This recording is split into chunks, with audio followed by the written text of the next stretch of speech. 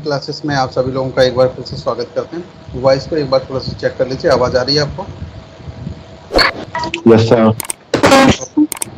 ठीक है, चलिए आज हम यहाँ पे डिस्कस करने वाले हैं ये का पार्ट 1 का डिस्कशन करते हैं हम लोग।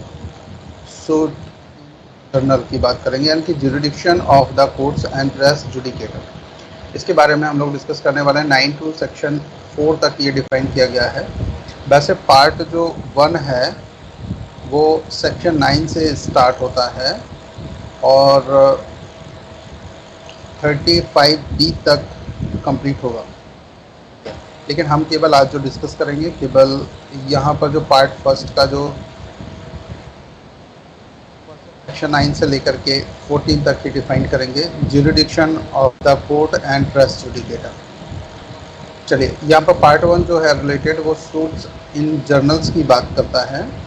तो यहाँ पर हम सबसे पहले देख लेते हैं भाग 1, यानी कि साधारण वादों के विषय में न्यायालयों की अधिकारिता और पूर्व न्याय। सेक्शन 9 पर एक नज़र डालिए। यहाँ पर क्या दिया हुआ है? यहाँ पर जब तक कि वर्जित ना हो न्यायालय सभी सिविल वादों का विचारण करेंगे। वर्जित का मतलब होता है जब तक मना ना कर दिया जाए तब तक न्यायालय सभी वादों का विचारण करेंगे। सवाल ये आता है कि मना कौन करेगा? तो स्वाभाविक सी बात है कि लॉ के जो प्रोविजंस हैं उनमें ऐसा कोई प्रोविजंस ना बना दिया जाए जिससे रेस्ट्रिक्शंस हो जाएं, तब तक कोर्ट उन सभी वादों का विचारण कर सकेंगे।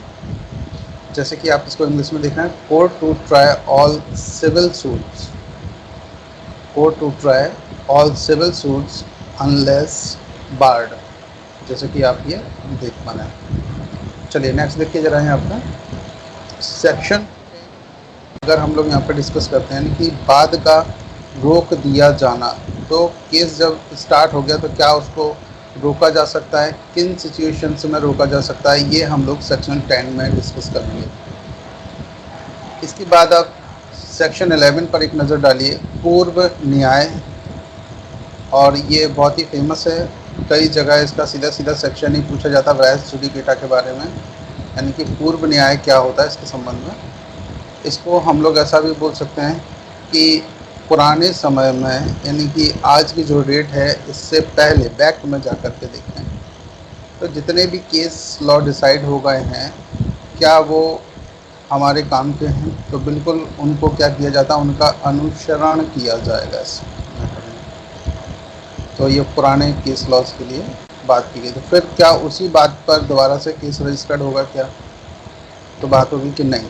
अगर एक बार सेम मैटर्स पर और वही पक्षकार और वही कॉज ऑफ एक्शन है तो बिल्कुल भी केस रजिस्टर्ड नहीं होगा।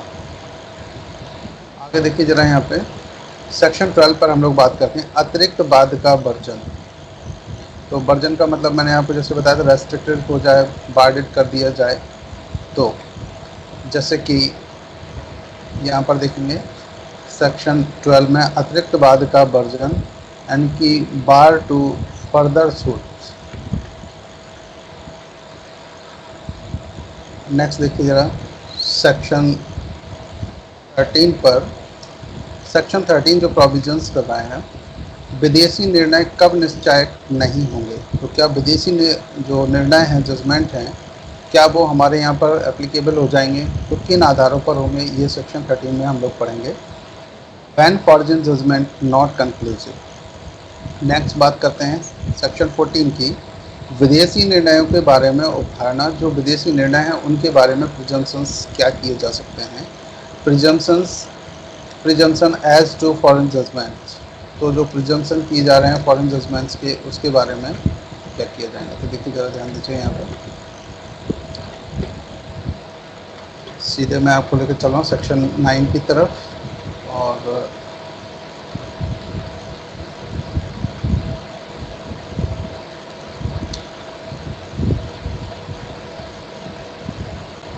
ये सभी डेफिनेशंस आप लास्ट क्लासेस में ऑलरेडी पढ़ चुके हैं। चलिए, ये पार्ट 1 यहाँ पर मैंने लगा लिया, ज़रा ध्यान दीजिएगा। साधारण वादों के विषय में, यानी कि न्यायालयों की अधिकारिता और पूर्व निर्णय। सेक्शन 9 में यहाँ पर जरा ध्यान दीजिएगा, जब तक कि वर्जित ना हो न्यायालय सभी वादों का विचारण कर सकेंगे। तो यहाँ पर जरा देखें सेक्शन 9 में क्या बोल रहे हैं, जब तक कि वर्जित ना हो, पाठ ना किया गया हो, न्यायालय सभी सिविल वादों का विचारण करेंगे। सिविल वाद कौन से होते हैं, जो सिविल केसेस होंगे वो सभी का विचारण कर सकेंगे। दो तरह के केसेस होंगे यहाँ पर, सिविल और क्रिमिनल। तो यहाँ केवल सिविल वादों की बात कर रहे हैं, सिविल केसेस की बात कर रहे हैं। तो जरा ध्यान दीजिए, न्यायालयों को इसमें अंतर्विष्ट उपबंधों के अधीन रहते हुए उन वादों के सिवाय जिनका उनके द्वारा संज्ञान अभिव्यक्त या विवक्षित रूप से वर्जित है। कह रहे हैं कि उन वादों के सिवाय जिनका उनके द्वारा संज्ञान अभिव्यक्त या विवक्षित रूप से वर्जित किया गया है। तो क्या कोर्ट अभिव्यक्त रूप से या विवक्षित रूप से जिनको वर्जित कर दिया गया, बार्ड कर दिया गया, क्या उनका संज्ञान ले सकते हैं? तो जवाब आएगा नहीं। अब सवाल ये आता है कि विवक्षित क्या होते हैं और अभिव्यक्त क्या होते हैं। तो चलिए इस संबंध में थोड़ा सा देखते हैं। अभिव्यक्त का मतलब होता है रिटन में कोई लिख करके दे देना, बोल करके बता देना। और विवक्षित का मतलब ये है कि कोर्ट की जो कार्य प्रणाली है वो बिल्कुल ऐसी हो जाए कि जिससे ये सभी कोर्ट एक ही रास्ते पर चल पड़े। मीन्स विवक्षित की इनकी सुनवाई नहीं करनी, या इनका ट्रेंड जिसको आप बोल सकते हो कि ट्रेंड क्या है, तो ट्रेंड के अनुसार कार्य करने लग जाएं। बाकी जैसे कि आपने यहाँ स्वीकृति के बारे में पढ़ा हुआ था, स्वीकृति की जो डेफिनेशन है कॉन्ट्रैक्ट में और दूसरी जगह आपने पढ़ी हुई। तो देखिए दो तरह से बात कर दें कि ये तो अभिव्यक्त हो कि भाई बोलकर बता दिया जाए, लिख कर बता दिया जाए, कोई भी ऐसे तरीके से डायरेक्ट कम्युनिकेट किया जाए। और विवक्षित तरीका ये होता कि कोर्ट अपने आप में मना कर दे कि नहीं नहीं इनकी सुनवाई हम नहीं कर सकते। मीन्स उनको पावर के अकॉर्डिंग डिवाइड कर दिया जाए कि जो पावर है वो उनके पास नहीं है, इसलिए वो उसकी सुनवाई नहीं कर सकते।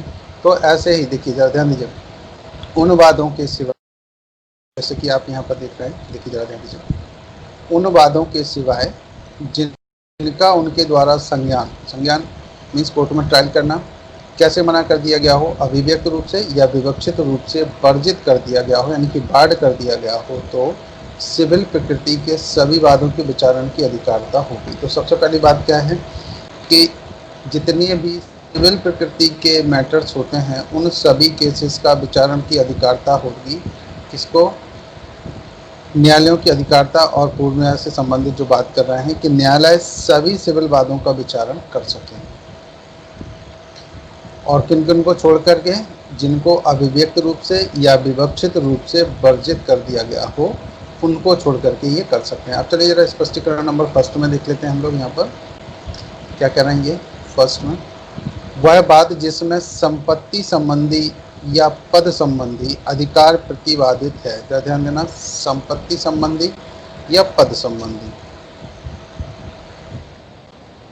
इस बात के होते हुए भी कि ऐसा अधिकार धार्मिक कृत्यों या कर्मों संबंधी प्रश्नों के विनिश्चय पर पूर्ण रूप से अविलंबित है, ये सिविल प्रकृति का वाद है। कैसा है? सिविल प्रकृति का वाद होगा। तो देखिए दो चीज़ें बात की गई हैं, एक तो संपत्ति संबंधी हो या किसी पद प्रतिष्ठा से संबंधित हो, तो जो अधिकार है वो प्रतिवादित होना चाहिए।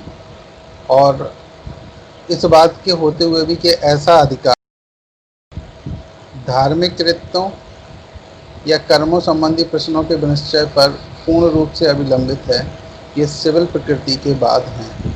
तो सिविल प्रकृति के लिए आप देख लीजिए, भले ही वो धार्मिक कृत्य में हो, फर्स्ट, सेकंड और ये थर्ड पॉइंट्स, और यहाँ पर ये फोर्थ पॉइंट। तो यहाँ पर ये इनको माना जाएगा कि ये सिविल प्रकृति के बाद में। स्पष्टीकरण नंबर 2 में एक नज़र डालिए। इस धारा के प्रयोजनों के लिए यह बात तात्विक नहीं है कि स्पष्टीकरण 1 में निर्दिष्ट पद के लिए कोई फीस है नहीं या नहीं, अथवा ऐसा पद किसी विशेष स्थान से जुड़ा है या नहीं है। तो यहाँ यह बात तात्विक नहीं है, ऐसा ये का कहना है कि जो स्पष्टीकरण जो फर्स्ट है इसमें ये जो निर्दिष्ट पद के लिए कोई फीस है या नहीं, जो पद धारण किया उसके लिए कोई फीस है या नहीं है, ये कोई बात मैटर नहीं करेगा। क्या वो विशिष्ट स्थान से जुड़ा है या नहीं जुड़ा है, अगर पद संबंधी है तो बिल्कुल इसको मान लिया जाएगा कि ये सिविल मैटर है। आप लोगों को आवाज़ आ रही है गाइस सभी को?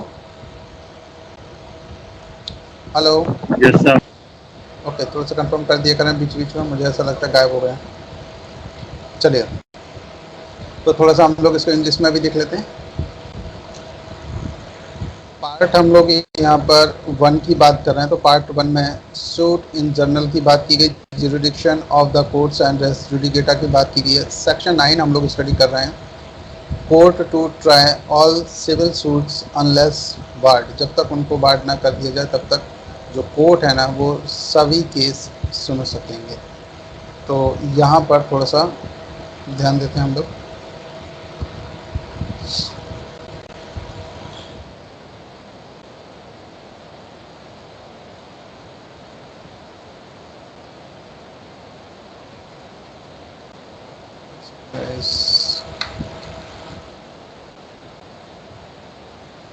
थोड़े तो मैं बच्चे क्या, चलिए सेक्शन 8 तक आप ऑलरेडी पढ़ चुके हैं, 9 को हम लोग यहाँ से स्टार्ट करते हैं। देखिए ज़रा थोड़ा सा ध्यान दीजिए। Part 1 suit in general and jurisdiction of the court and res judicata. Section 9 को एक बार नज़र डालिए। Court to try all civil suits unless barred, a court shall subject to the provisions herein contained have jurisdiction to try all suit or civil nature excepting suit of which their cognizance is either expressly or impliedly barred। कहा गया देखिए, the court shall have jurisdiction to try all suit of all civil nature, तो जो court है वो क्या कर सकते हैं, हैव ज्यूरिडिक्शन, उनके पास ये ज्यूरिडिक्शन है to try all suit of civil nature, civil nature का जितने भी सूट्स हैं वो ट्राई कर सकते हैं, except suit of which their cognizance in there in either expressly or impliedly barred, अगर उनको एक्सप्रेसली और इम्प्लाइडली बार्ड किया गया उनको छोड़ करके बाकी सब में उनको ज्यूरिडिक्शन रहेगा। आप देखिए जरा इसको जो कोष्टक में लिखा गया, subject to all provisions herein contained, तो जितने भी प्रोविजंस यहाँ पे दिए गए सिविल कोड से रिलेटेड वो सभी की ज्यूरिडिक्शन इनको होगी, किनको, सिविल कोड्स को। अब आगे जरा ध्यान दीजिएगा, एक्सप्लेनेशन फर्स्ट पर एक नज़र डालते हैं। अ suit in which the right to property or to an office is contested is a suit of civil nature।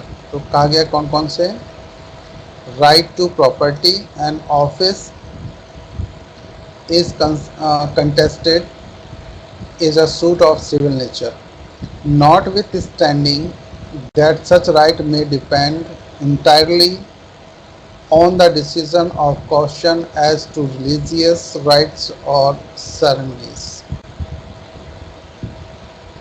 देखिए यहाँ कहा गया not with standing that such right may depend entirely on decision of caution of the religious rites और ceremony, भले ही ये religious rites में include हो या ना हो या सेरेमनी से इंक्लूड हो, तो इन सब में ये क्या होंगे, right to property and right and offence is contested, ये दोनों ही सिविल नेचर के होंगे और ये इसमें कोई भी मैटर नहीं करेगा, भले ही वो रिलीजियस मैटर के हों या ना हो या फिर सेरेमनी से रिलेटेड हों या ना हो। एक्सप्लेनेशन नंबर 2 पर एक नज़र डालिए।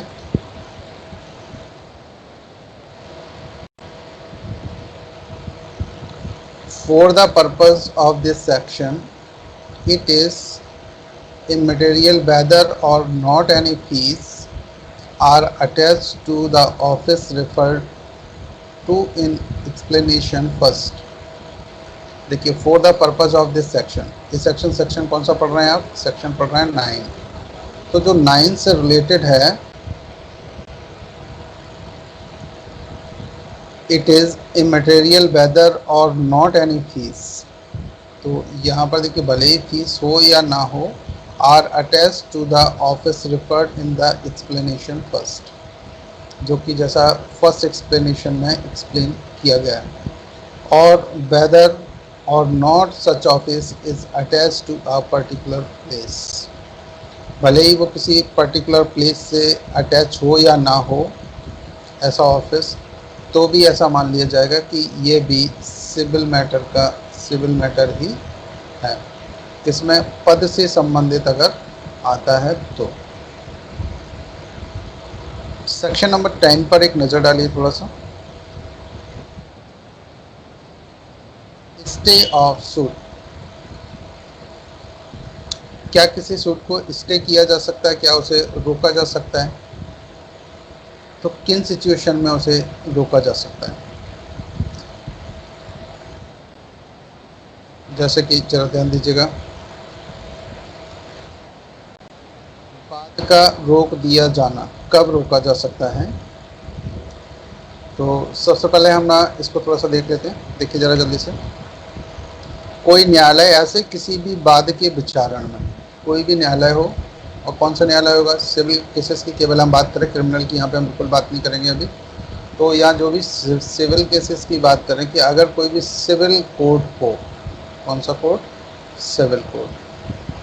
क्या कहना है? कोई न्यायालय ऐसे किसी भी वाद के विचारण में जिसमें विवाद विषय उसी के अधीन मुकदमा करने वाले किन्हीं पक्षकारों के बीच, क्या कह रहे हैं, जिसमें जो विषय है, कॉज ऑफ एक्शन है, यानी कि विवाद विषय है जो, उसको हम लोग कॉज ऑफ एक्शन भी बोल सकते हैं, मुकदमा करने वाले किन्हीं पक्षकारों के बीच या ऐसे पक्षकारों के बीच। ये पॉइंट्स ज़रा ध्यान रखिएगा। फर्स्ट तो विवाद विषय उन्हीं के अधीन हो, किन्हीं पक्षकारों के बीच, और फिर अगला ऐसे पक्षकारों के बीच जिनसे व्युत्पन्न अधिकार के अधीन वे या उनमें से कोई दावा करते हैं। तो पहले तो देखिए उन्हीं पक्षकारों के बीच में, और वो वही दावा कर रहे हैं, तो फिर क्या कहा गया कि किसी पूर्वतन संस्थित वाद में भी प्रत्यक्षता और सारथा विवाद हैं। तो इससे पहले भी जो केस लगाया गया था, कोई भी केस, उसमें या तो प्रत्यक्ष रूप से हो सकते हैं, कहा गया तो प्रत्यक्ष रूप से हो, या सारथा विवाद हो, उनसे अटैच होना चाहिए कहीं ना कहीं से। तो आगे कार्रवाई नहीं करेगा जहां ऐसा वाद उसी न्यायालय में या भारत में के किसी अन्य न्यायालय में जो दावा किया गया है अनुतोष देने की अधिकारता रखता है। तो बात की गई कि देखिए, या तो भारत में किसी उसी न्यायालय में जिसमें वो लगाया गया, या भारत के किसी भी न्यायालय में जिसको ये अधिकारता हो कि वो उस मैटर पर रिलीफ दे सकता है। या फिर आगे बात करें, भारत की सीमाओं के परे वाले किसी ऐसे न्यायालय में जो केंद्रीय सरकार द्वारा स्थापित किया गया है या चालू रखा गया है और वैसी ही अधिकारता रखता है, उच्चतम न्यायालय के समक्ष लंबित है। तो देखिए यहाँ पर क्या कहा गया कि जो दावा किया गया अनुतोष देने के लिए अधिकारता रखता हो, और भारत की सीमाओं के परे वाले ऐसे न्यायालय में जो केंद्रीय सरकार के द्वारा, यानी देखिए भारत के बाहर कहीं पर भी किसी भी देश में अगर केंद्रीय सरकार के द्वारा कोई भी कोर्ट अगर चलाया जा रहा है और द्वारा उसको स्थापित किया गया है या चालू रखा गया है और वैसी ही अधिकारता रखता है और या उच्चतम न्यायालय के समक्ष लंबित है, तो ऐसे केसेस में उसे रोक दिया जाएगा। अब देखिए ज़रा ध्यान दीजिए यहाँ पर, फिर हम इसको थोड़ा समझने की कोशिश करते हैं स्पष्टीकरण पे। विदेशी न्यायालय में किसी वाद का लंबित होना उसी वाद हेतु पर आधारित किसी वाद का विचारण करने से भारत में के न्यायालयों को प्रभावित नहीं करेगा। अगर यही मैटर कहीं विदेश में चलाया गया हो तो बिल्कुल वो भारत के न्यायालयों द्वारा दोबारा से उसकी सुनवाई की जा सकती है। तो देखिए सबसे पहले चीज़ यहाँ पे समझिए क्या क्या कहा गया, इसको मैं दोबारा से वो कर रहा हूँ। आप सेक्शन 10 पढ़ रहे हैं, बाद का रोक दिए जाना, यानी कि स्टे ऑफ सूट छूट को स्टे कैसे किया जा सकता है। तो सबसे पहले आप समझिए कि कोई भी न्यायालय ऐसे किसी भी वाद के विचारण में, कोई भी न्यायालय हो जो किसी उसकी केस में केस चल रहा है उसके कोर्ट में, ऐसा केस स्टार्ट हुआ है जिसमें विवाद विषय की जो कॉज ऑफ एक्शन है इसकी सुनवाई पहले कहीं हो चुकी हो, तो पहला फर्स्ट पॉइंट इस पर नज़र डालिएगा। दूसरा, अच्छा उसी के अधीन मुकदमा करने वाले किन्हीं पक्षकारों के बीच, जिन लोगों ने यहाँ मुकदमा किया है इस कोर्ट में, उन्हीं लोगों के द्वारा जो वो पक्षकार हैं उन्हीं के बीच में और ऐसे पक्षकारों के बीच जिनसे अधिकार व्युत्पन्न हुआ हो कहीं पर भी, या अधिकार के अधीन वे या उनमें से कोई दावा करते हैं। जैसे मान लीजिए यहाँ पर अगर ऐसा कहा जाए कि पक्षकार नंबर 1, 2, 3, 4 या 5 ऐसे करके कई लोग हैं यहाँ पर, तो इनमें से 1, 2, 3, 4, 5 ऐसे कई लोग हो सकते हैं। तो ये पक्षकारों में से या तो ये सबने मिलकर के कहीं पर ये केस पहले रजिस्टर्ड किया हो, या इनमें से 1 या 2 लोगों ने किया हो, पर मैटर वही है जिस मैटर पे ये सुनवाई कर रहे हैं। जैसे किसी का ये बब्बा का प्लॉट था, इसी प्लॉट पर सभी लोग लड़े जा रहे हैं, ये पांचों लोग कि मुझे इसमें हिस्सा चाहिए। इसी मैटर को पहले सुनवाई हो चुकी है, फिर इसी के बारे में फिर इसमें कोर्ट में लगा दिया केस। तो क्या पहले लगाया था 2 लोगों ने, ये 3 लोगों ने, मान लीजिए यहाँ पर कि ये 3 लोग थे, तो पहले इन 3 लोगों ने लगाया, अब मिलकर के 2 लोग और इसमें ऐड हो गए, तो मिलकर के अब इस कोर्ट में लगा दिया। तो क्या ये केस दोबारा से चलना चाहिए, या जो पहले सुनवाई हो चुकी थी उसमें केवल ये अपना नाम ऐड करा सकते हैं, तो नाम के लिए तो कोई प्रॉब्लम नहीं है 4 और 5 को। लेकिन अगर ये अलग से सूट उसको लगाना चाह रहे हैं, उसी पर सुनवाई करना चाह रहे हैं, तो क्या उसको सुनवाई होनी चाहिए। तो आप इसके बारे में थोड़ा सा समझिए कि वही कह रहे हैं कि जिसमें विवाद विषय और मुकदमा करने वाले किन्हीं पक्षकारों के बीच के या ऐसे पक्षकारों के बीच के जिनसे व्युत्पन्न अधिकार के अधीन वे या उनमें से कोई दावा करते हैं, या तो वे करते हैं या उनमें से कोई एक दावा करता है। किसी पूर्वतन संस्थित वाद में भी प्रत्यक्षता या सारथा विवाद हैं। तो देखो, या तो प्रत्यक्ष रूप से हो, प्रत्यक्ष का मतलब क्या था, जैसे 1 नंबर ने 2 नंबर और 3 पक्षकार थे, 3 लोग थे, ये इन तीनों ने पहले केस लगाया था। लेकिन ये जो प्रॉपर्टी है ना, ये 5 लोगों की थी, जिसमें से 4 और 5 ने पहले कुछ नहीं किया, लेकिन ये कहीं ना कहीं प्रत्यक्ष नहीं थे, तो अप्रत्यक्ष रूप से तो इसमें इंक्लूड थे। तो वही कहा गया कि या तो प्रत्यक्ष हो या सारता उसके में विवाद हो, क्योंकि इनका हिस्सा जो रहेगा 4 और 5 का तो दूसरा नहीं ले सकता, तो 4 और 5 का भी हिस्सा इसमें रहेगा, तो ये क्या हो गया, सारता विवाद हो रहा है। तो फिर क्या कहा गया कि यहाँ पर आगे की कार्रवाई नहीं करेगा।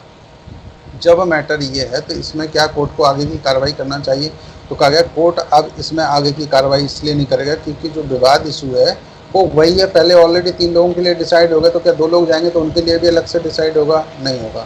तो उनके लिए क्या करेंगे, इन लोगों के लिए ये अपने नाम उसी मैटर में ऐड करवा सकते हैं, ये अलग से किया जा सकता है। तो कई बार ऐसे आपने देखा होगा कि कोई भी केस, जैसे किसी LLB के स्टूडेंट का केस है जिसे एडमिशन नहीं दिया जा रहा हो या लेट हो गया हो, तो कोर्ट ने अगर 4 बच्चों को अलाउ कर दिया तो बाकी के लोग क्या अलग अलग से केस नहीं लगाएंगे, उसी पिटिशन में अपने भी नाम ऐड करवाते जाते हैं।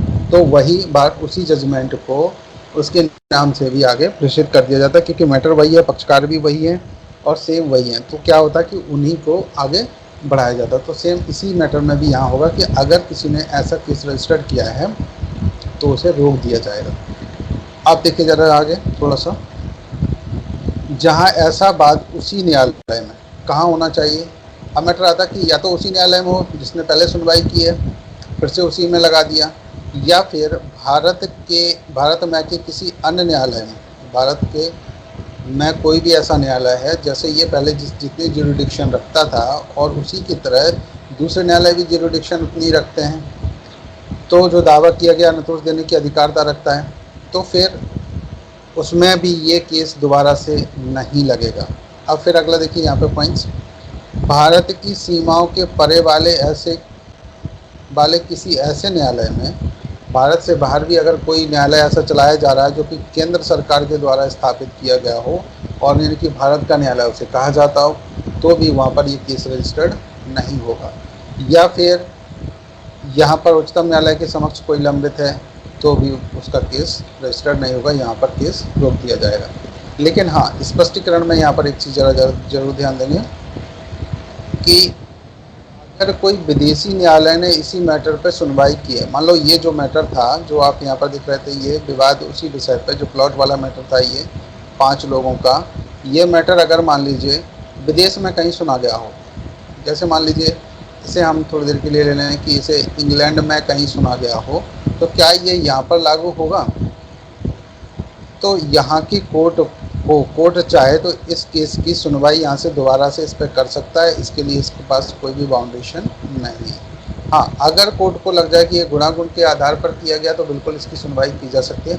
वो हम लोग विदेशी, अभी जो अगला जो सेक्शन आने वाला है उस सेक्शन में हम लोग पढ़ेंगे कि विदेशी जो न्यायालय होंगे क्या वो निर्णय देते हैं तो क्या अपने यहाँ लागू होगा तो किन टर्म्स एंड कंडीशन पर होगा। तो ये हम अभी अगला सेक्शन जो है यहाँ पर, ये कब निश्चायक होगा, कब निश्चायक नहीं होगा, क्या विदेशी निर्णय के बारे में क्या अवधारणा है, ये हम लोग अभी 13 और 14 के सेक्शन में मिला करके पढ़ेंगे, तो उसमें आपको डिटेल क्लियर होगी। तो तब भी यहाँ पे ज़रा ध्यान दीजिए, स्पष्टीकरण में जो ये बोल रहे हैं, देखिए क्या बोल रहे हैं कि विदेशी न्यायालय में किसी वाद का लंबित होना उसी वाद हेतु पर आधारित किसी वाद का विचारण करने से भारत के न्यायालयों को प्रभावित नहीं करेगा, यानी कि भारत के न्यायालयों को नहीं रोका जाएगा। भले ही उस विदेशी न्यायालय में कोई भी कार्रवाई लंबित हो या भले ही उसका डिसीजन हो गया हो तो भी यहाँ पर नहीं किया जाएगा। तो यहाँ पर चाहे तो भारत का अगर मैटर है तो भारत द्वारा से यहाँ पर भारत के कोई भी न्यायालय यहाँ सुनवाई कर सकते हैं। चलिए, इतना क्लियर हुआ गाइस? हेलो, आवाज़ क्लियर है? ठीक है, जहाँ पे समझ में नहीं आए, मैटर क्लियर नहीं हो, वहाँ बता दीजिएगा प्लीज़, ठीक है? चलिए ध्यान दीजिएगा। सेक्शन 10 को थोड़ा सा इंग्लिश में भी देख लें, स्टे ऑफ सूट।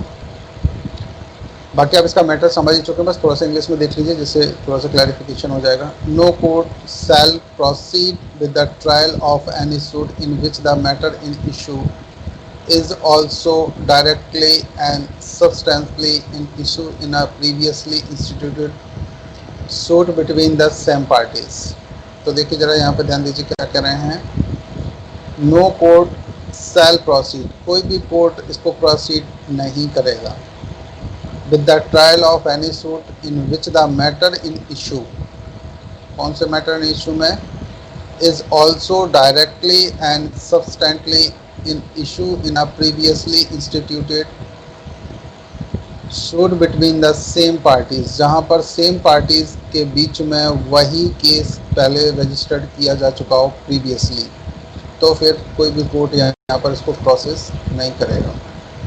और between parties under whom they or any of them claim litigating under the same title where such suit is pending in the same or any other court in India,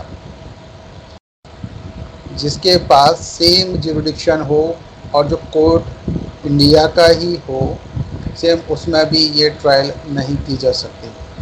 देखिए, have jurisdiction to grant the relief claim, जिसके पास ये इतनी jurisdiction हो कि ऐसे matters में वो रिलीफ दे सकता है, तो दूसरे कोर्ट में भी उसकी सुनवाई नहीं होगी। In any court beyond the limits of India, अगर भारत के बाहर एस्टेब्लिश और continued by the central government, या कोई भी ऐसा कोर्ट जिसे सेंट्रल गवर्नमेंट के द्वारा रन किया जा रहा है, बट कहाँ पे होना चाहिए, beyond the limits of India, जो कि भारत के बाहर किसी भी सीमा में अगर है, तो इसको ज़रा ध्यान रखिएगा ये पॉइंट्स को।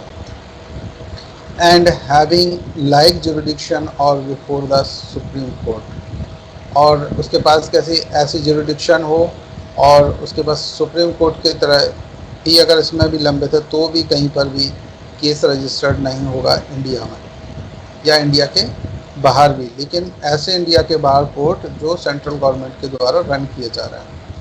एक्सप्लेनेशन में ज़रा ध्यान दीजिएगा।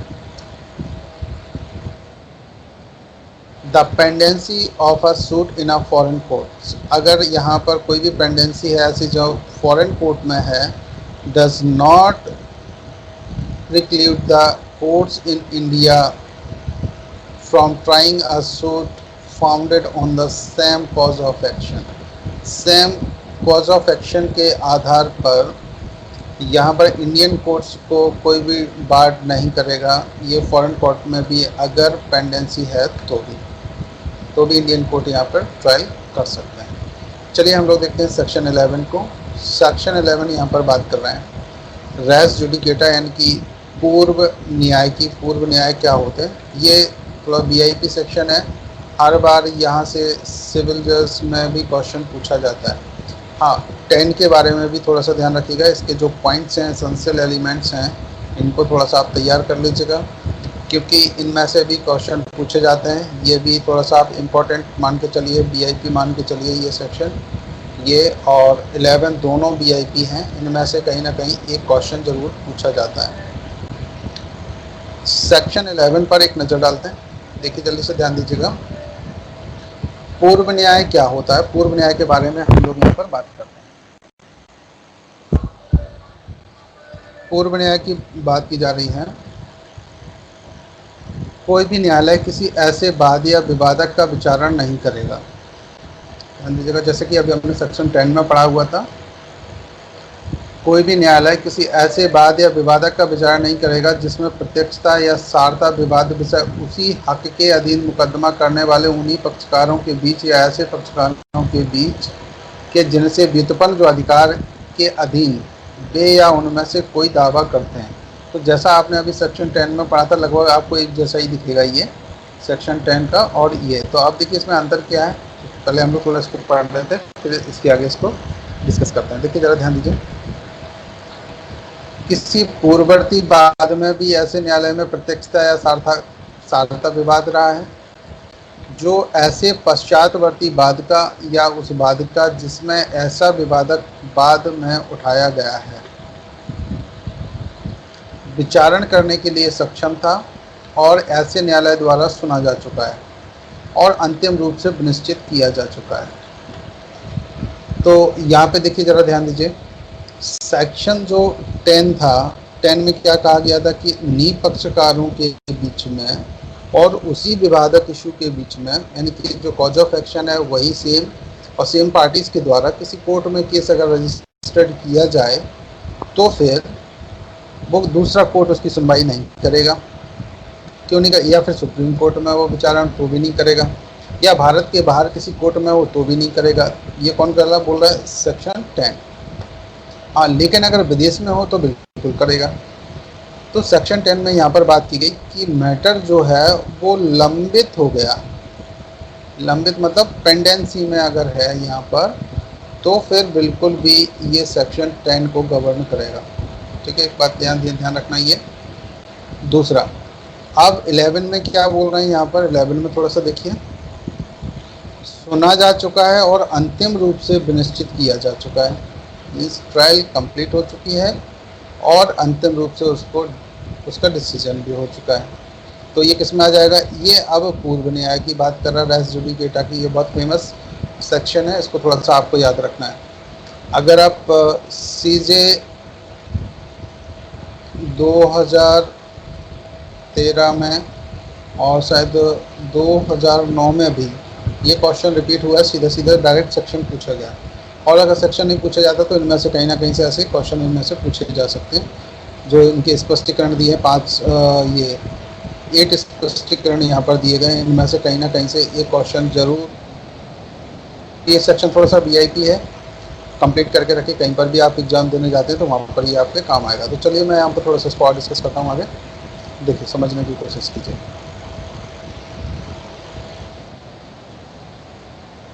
सेक्शन 11 पूर्व न्याय। कोई भी न्यायालय किसी ऐसे वाद या विवादक का विचारण नहीं करेगा। किसका नहीं करेगा? सेक्शन 10 में भी आपने ये पढ़ा है। क्या बोल रहे हैं? वाद का या विवादक का विचारण नहीं करेगा। तो दो चीज़ें यहाँ रेस्ट्रिक्टेड कर दी गई हैं। देखिए, पहला तो केस की बात कर दी और दूसरा उसी के इशू की बात करें कि कॉज ऑफ एक्शन अगर वही तो विचारण नहीं करेगा। कहाँ नहीं करेगा? जिसमें या तो प्रत्यक्ष रूप से या कोई सारता वादक विषय उसी हक के अधीन मुकदमा करने वाले उन्हीं पक्षकारों के बीच है, मतलब सेम पार्टीज हैं अगर, और वो दोनों इंक्लूड थे पहले इसी केस में, यहाँ पर बाद में या इसी विवादक इशू में ये या तो प्रत्यक्ष रूप से कहीं ना कहीं जुड़े हों या सारता किसी रूप से ऐड हों यहाँ पर, तो और पक्षकार वही होने चाहिए, तो फिर यहाँ पर केस रजिस्टर्ड नहीं, ये कोई भी न्यायालय ऐसी सुनवाई नहीं करेगा, विचारणा नहीं करेगा, साफ साफ मना कर रहे हैं ये देखिए। ठीक है, अब आगे जरा ध्यान दीजिएगा। या ऐसे पक्षकारों के बीच के जिनसे व्युत्पन्न अधिकार के अधीन वे या उनमें से कोई दावा करते हैं, और ऐसे पक्षकारों के बीच में जो भी अधिकार उत्पन्न हो रहे हैं वे या उनमें से कोई दावा करते हैं। कोई भी व्यक्ति अगर यहाँ पे दावा करता है इस टाइप का, तो भी वो नहीं केस रजिस्टर्ड होगा, सुनवाई नहीं करेगा। केस अगर रजिस्टर्ड हो भी गया तो भी सुनवाई नहीं करेंगे। किसी पूर्ववर्ती बाद में भी ऐसे न्यायालय में प्रत्यक्षता और सारता विवाद रहा हो, और इससे पहले भी किसी कोर्ट में, भले उसी कोर्ट में नहीं किसी और कोर्ट में भी लगाया हो, या तो वो प्रत्यक्ष रूप से या सारता विवादक इशू भी वही रहा हो, जो ऐसे पश्चातवर्ती बाद या उस बाद का जिसमें ऐसा विवादक बाद में उठाया गया है विचारण करने के लिए सक्षम था और ऐसे न्यायालय द्वारा सुना जा चुका है। यहाँ कहा गया कि विचारण करने के लिए सक्षम था और ऐसे न्यायालय द्वारा सुना जा चुका है और अंतिम रूप से निश्चित भी किया जा चुका है। और यह कोई भी ऐसा कोर्ट कि जिसके द्वारा विचारण के लिए जो कोर्ट सक्षम था उसने सुना और उसके बाद उन्होंने डिसीजन भी कर दिया, निश्चित भी कर दिया है, तो ये सेक्शन 11 के अकॉर्डिंग पूर्व न्याय के अकॉर्डिंग आ जाएगा। इसलिए कोई भी कोर्ट यानी कि कोई भी न्यायालय किसी ऐसे वाद या विवादक का विचारण नहीं करेगा जिसमें ये पॉइंट्स इंक्लूड होते हों। अब जरा यहाँ पर स्पष्टीकरण पर जरा ध्यान दीजिएगा।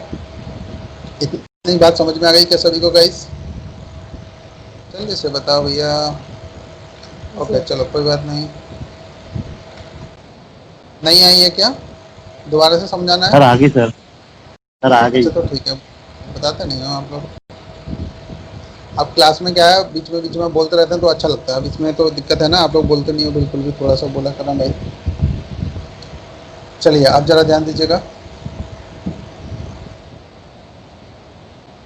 नंबर फर्स्ट में पूर्ववर्ती बाद पद ऐसे बाद का घोतक है जो प्रश्नगत बाद के पूर्व ही निश्चित किया जा चुका है, चाहे वह उससे पूर्व संस्थित किया गया हो या नहीं।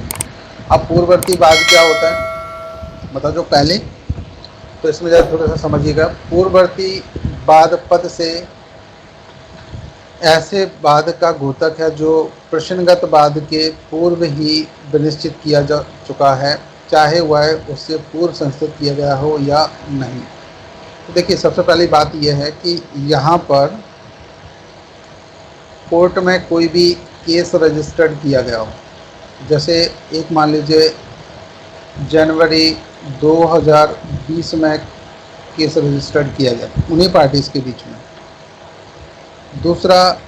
दूसरे कोर्ट में जो सेम जुरिडिक्शन रखता हो इसका केस रजिस्टर्ड किया गया हो मार्च 2020 में। जरा ध्यान दीजिएगा, पहले कहाँ किया गया, ये जनवरी 2020, फिर कहाँ किया गया मार्च 2020। तो जो फर्स्ट स्पष्टीकरण है, जो एक्सप्लेनेशन नंबर फर्स्ट है, वो यहाँ पे क्या बोल रहा है कि भले ही मार्च में केस रजिस्टर्ड किया गया लेकिन उसकी सुनवाई पहले हो गई और उसका डिसीजन भी हो गया, और ये बाद में पता चला कि ये जनवरी में भी ये केस वहाँ पर रजिस्टर्ड किया जा चुका है। तो जब ये मार्च से चल करके ये जून में डिसाइड हो जाए, कहाँ पर, जून 2020 में मान लीजिए केस का डिसीजन हो चुका है, तो अब ये हो गया पूर्व निर्णय में। ये वाला केस तो जो बाद में रजिस्टर्ड हुआ था ये पूर्व निर्णय में आ चुका दूसरा वाला केस। जो पहला वाला केस है ये अभी भी लंबित है। तो जो ये लंबित केस है ना, तो अब ये केस जो है ना, जो जनवरी में रजिस्टर्ड हुआ था, अब इस केस को यहाँ पर ये बंद हो जाएगा। क्यों? इसकी सुनवाई हो चुकी है, इसका जजमेंट हो चुका है, फाइनल ये डिसाइड हो चुका है। तो जब ये ऐसा डिसाइड हो चुका हो तो देखिए अब इस लाइन को थोड़ा सा पढ़िए स्पष्टीकरण नंबर फर्स्ट में, तो ये क्लियर होगा। पूर्ववर्ती बाद क्या होगा, जो पहले डिसाइड हो चुका हो, तो पद ऐसे बाद का गोतक है जो प्रश्नगत बाद के पूर्व ही विनिश्चित किया जा चुका है। जो प्रश्न अब जो कोई केस रजिस्टर्ड किया जा रहा है या पहले लगाया जा चुका है लेकिन उसका डिसाइड नहीं हुआ, लेकिन उस मैटर में ये बीच में डिसाइड हो चुका है, तो चाहे वह उससे पूर्व संस्कृत किया गया हो या नहीं, तो भले ही पूर्व में संस्कृत किया गया हो या नहीं, ये मैटर नहीं है केस कब लगाया गया। केस मैटर ये है कि केस डिसाइड कब हुआ। तो जो पहले डिसाइड हो गया तो वो पूर्ववर्ती न्यायालय में उसमें आ जाएगा, और इसके बाद भले ही वो उससे पहले केस लगाया गया हो, फिर वो उसकी सुनवाई को बंद कर देगा सेक्शन 11 के अकॉर्डिंग, जैसा कि यहाँ पर ये लिखा हुआ है। देखिए कहाँ कह रहे हैं ये इस लाइन को, कोई भी न्यायालय किसी ऐसे वाद या विवादक का विचारण नहीं करेगा। ठीक, और कौन जो पूर्ववर्ती बाद में आता हो, तो पूर्ववर्ती बाद में ये डिसाइड हो चुका। चलिए सेकेंड स्पष्टीकरण में जरा ध्यान दीजिएगा। इस धारा के प्रयोजनों के लिए न्यायालय की सक्षमता का अवधारण ऐसे न्यायालय के विनिश्चय से अपील करने के अधिकार विषयक किन्हीं उपबंधों का विचार किए बिना किया जाएगा। देखिए जरा ध्यान दीजिएगा क्या बोल रहे हैं ये। इस धारा के प्रयोजन के लिए, धारा कौन सी पढ़ रहे हैं आप, सेक्शन 11 और सीपीसी। ठीक, न्यायालय की सक्षमता का अवधारण ऐसे न्यायालय के विनिश्चय से अपील करने के अधिकार विषय किन्हीं उपबंधों का विचार किए बिना किए जाएगा। तो न्यायालय की जो सक्षमता है, तो न्यायालय की मतलब उसकी जुरिडिक्शन कितनी है, और इसका डिसाइडेशन अवधारण ऐसे न्यायालय के विनिश्चय से अपील करने के अधिकार विषयक, यानी कि जो अपील करने का जो अधिकार है उससे संबंधित उपबंधों का विचार किए बिना किया जाएगा। तो यहाँ पर जो अवधारण है, तो पहले यहाँ अपील की बात बाद में करेंगे। सबसे पहले ये देखेंगे क्या कोर्ट सक्षम न्यायालय था कि नहीं। अगर सक्षम न्यायालय ने जजमेंट दिया है तो बिल्कुल वो वैलिड होगा और पूर्व निर्णय में आ जाएगा। ठीक, और अगर ज्यूरिडिक्शन ही नहीं है तो फिर क्या होगा। चलिए आगे देखते हैं जरा क्या बोल रहे हैं ये। स्पष्टीकरण नंबर 3 पर एक नज़र डालिए।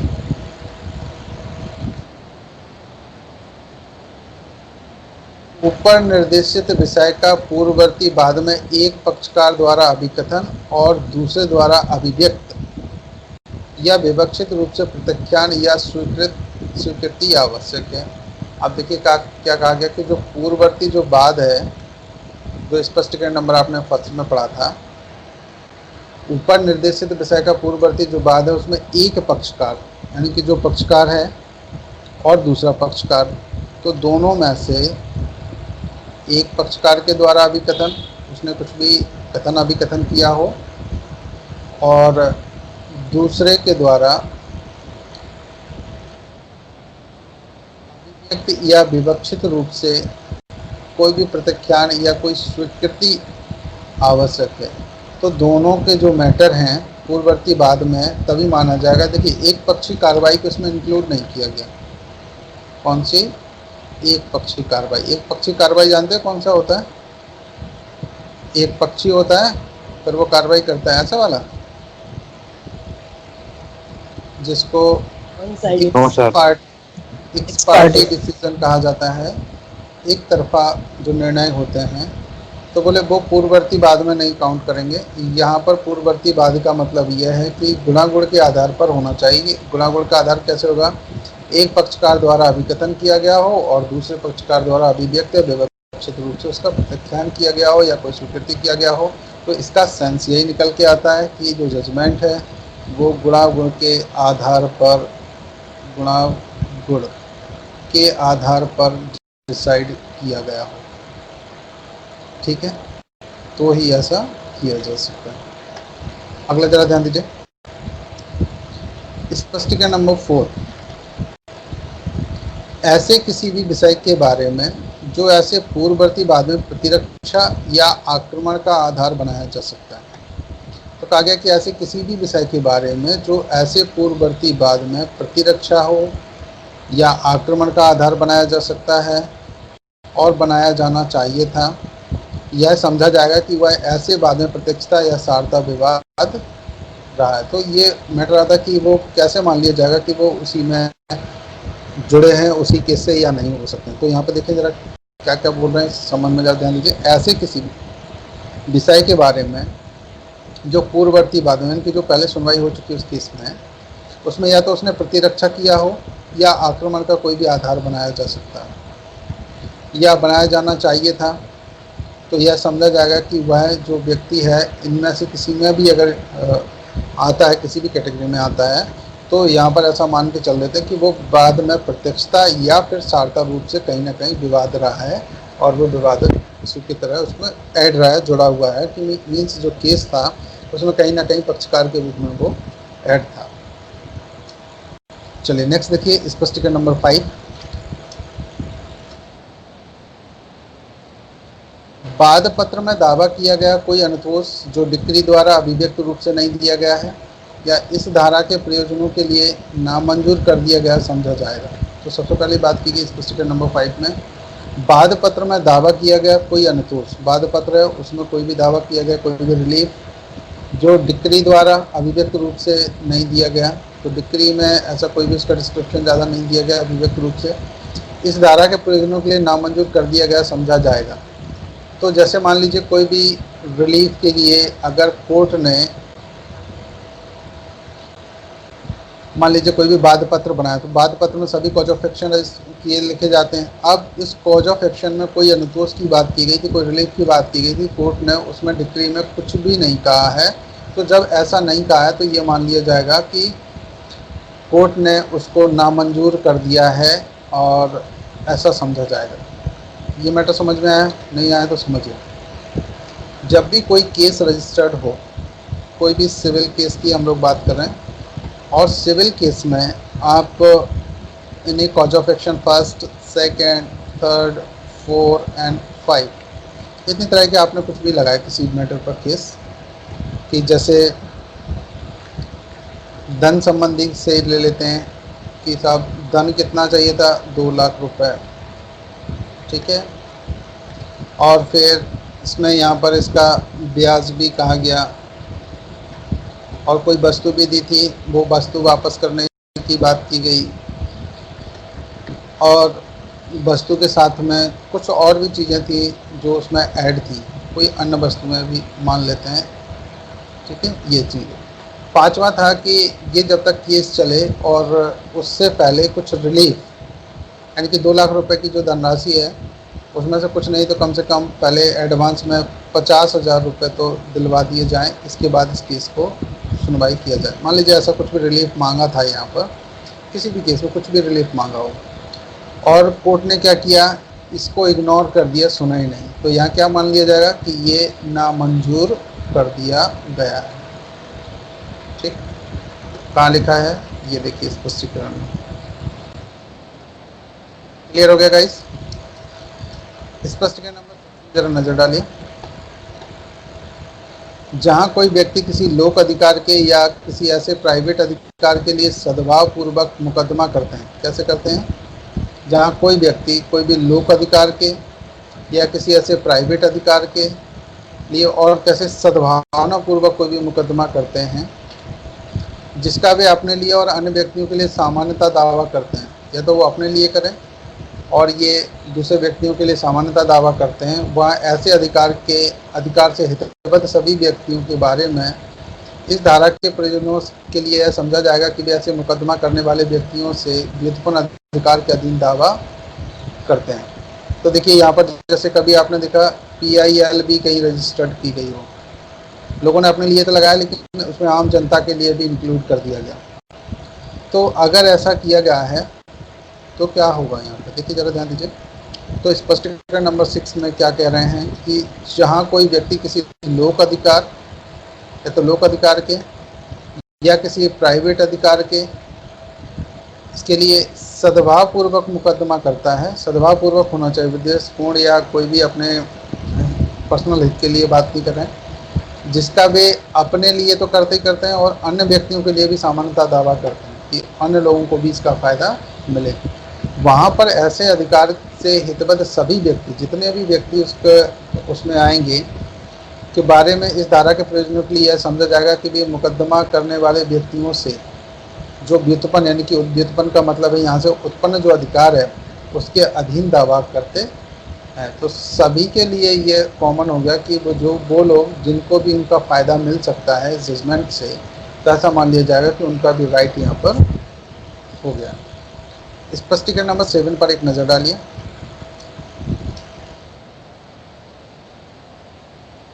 इस धारा के उपबंध किसी डिक्री के निष्पादन के लिए कार्रवाई को लागू होंगे और इस धारा में किसी वाद विवादक या पूर्ववर्ती वाद के प्रति निर्देशों का अर्थ क्रमशः उस डिक्री के निष्पादन के लिए कार्रवाई और ऐसी कार्रवाई में उठने वाले प्रश्न और उस डिक्री के निष्पादन के लिए पूर्ववर्ती कार्रवाई के प्रति निर्देशों के रूप में लगाया जाएगा। इसका थोड़ा सा मतलब समझिए। देखिए क्या कह रहे हैं ये। स्पष्टीकरण नंबर 7, इस धारा के उपबंध, कौन सी धारा, कौन सा सेक्शन पढ़ रहे हैं आप, सेक्शन 11। इस धारा के उपबंध किसी डिक्री के निष्पादन के लिए कार्रवाई को लागू होंगे।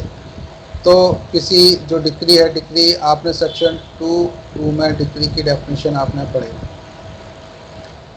के निष्पादन के लिए कार्रवाई को लागू होंगे और इस धारा में किसी वाद केस के लिए विवादक या पूर्ववर्ती वाद के प्रति निर्देशों का अर्थ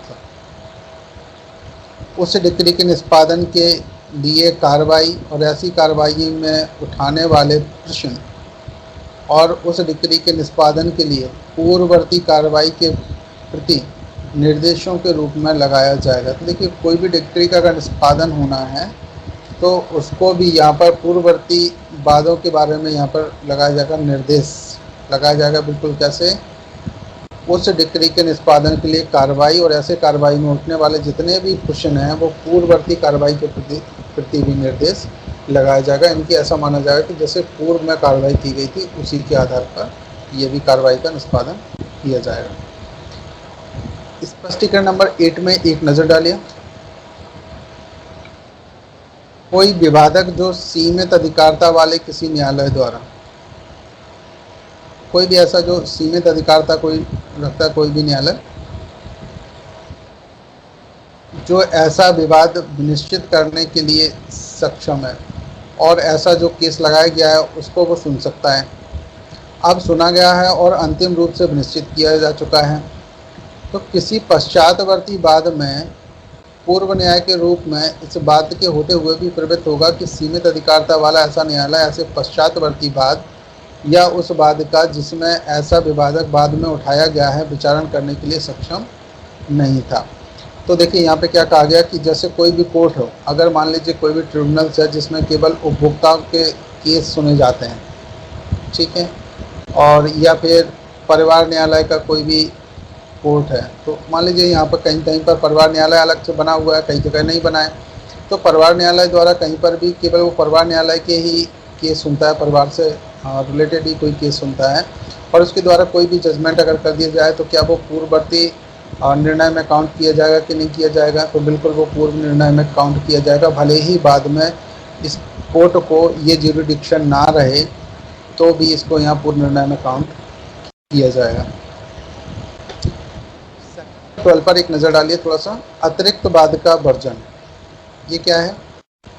देखिए जहाँ वादी किसी विशिष्ट वाद हेतु के संबंध में कोई अलग से स्पेशल कोई केस है उसके संबंध में अतिरिक्त वाद संस्थित करने से नियमों द्वारा प्रभावित है, यानी कि अलग से वो कोई केस रजिस्टर्ड नहीं किया जा सकता, वो कमाई नहीं चलेगा। तो फिर देखिए यहाँ पे क्या कह रहे हैं, वहाँ किसी ऐसे न्यायालय में जिसे यह संहिता लागू है कोई वाद ऐसे वाद हेतु में संस्थित करने का हकदार नहीं होगा जहाँ पर किसी विधि के द्वारा, देखिए जरा ध्यान दीजिए, किसी विधि के द्वारा ऐसा उसे रेस्ट्रिक्टेड कर दिया गया कि ये केस अलग से रजिस्टर्ड नहीं किया जा सकता, द्वारा प्रभावित है, और वहाँ पर वो किसी अलग से उसके लिए एक पर्टिकुलर केस नहीं रजिस्टर्ड किया जा सकता। जैसे ज़रा ध्यान दीजिए, कोई भी आप सिविल मैटर में कोई भी केस रजिस्टर्ड करते हैं तो कहा गया कि एक बार अगर कोई दावा त्याग दिया जाए तो उसका अलग से, अगर मान लीजिए त्याग दिया जाए तो फिर उसे दोबारा से आप नहीं लगा सकते उसके लिए। जैसे मान लीजिए आपने कहा कोई केस रजिस्टर्ड किया कि साहब इस व्यक्ति ने मेरे 3 लाख रुपए ले लिए हैं और धन वसूली के लिए आपने केस रजिस्टर कर दिया, मान के चलते हैं, पर आपने कहा कि मेरे तो बस 3 लाख रुपए दिला दीजिए और ना मुझे कोर्ट के खर्चे के लिए आपने कुछ लगाया उसमें, ना ही आपने उसमें ब्याज की कोई बात की है।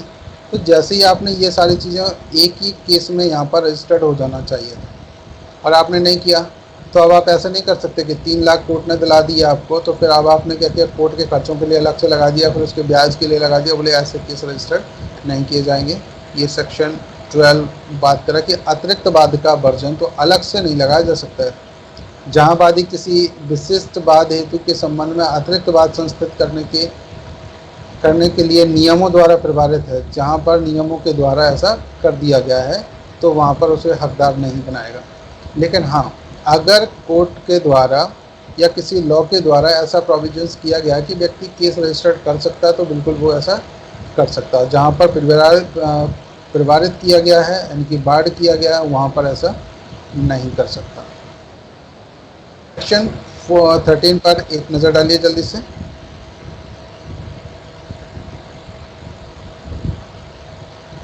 विदेशी निर्णय कब निश्चायक नहीं होगा। अब देखिए क्या होगा कि क्या विदेशी निर्णय अपने यहाँ लागू होगा कि नहीं होगा, या वो निश्चायक होगा कि नहीं होगा। तो देखिए जरा यहाँ पे ध्यान देते हैं हम लोग थोड़ा सा। विदेशी निर्णय उसके द्वारा उन्हीं पक्षकारों के बीच, विदेश में विदेशी निर्णय हो गया जो भारत सरकार के द्वारा ना चलाया जा रहा हो और उन्हीं पक्षकारों के बीच है और उसी हक के अधीन है, और उसी हक के अधीन मुकदमा करने वाले ऐसे पक्षकारों के बीच जिनसे व्युत्पन्न अधिकार के अधीन वे या उनमें से कोई दावा करते हैं प्रत्यक्षता न्याय निर्णित किसी विषय के बारे में वहाँ के सिवाय निश्चय होगा। जहाँ देखिए, अगर मान लीजिए उन्हीं पक्षकारों के बीच में भी वही है और फिर उसके आधार पर कोई केस विदेशी कोर्ट में चलाया गया, तो फिर यहाँ पे क्या होगा, देखिए जरा ध्यान दीजिएगा, निश्चायक होगा कि नहीं। वह सक्षम अधिकारिता वाले न्यायालय द्वारा नहीं सुना गया है। बी, वह मामले के गुणागुण के आधार पर नहीं दिया गया है। या सी, कार्रवाइयों के सकृत दर्शन स्पष्ट है कि वह अंतर्राष्ट्रीय विधि के अशुद्ध बोध पर या भारत की विधि को उन मामलों में जिनको वह लागू है मान्यता देने से इनकार करने पर आधारित है।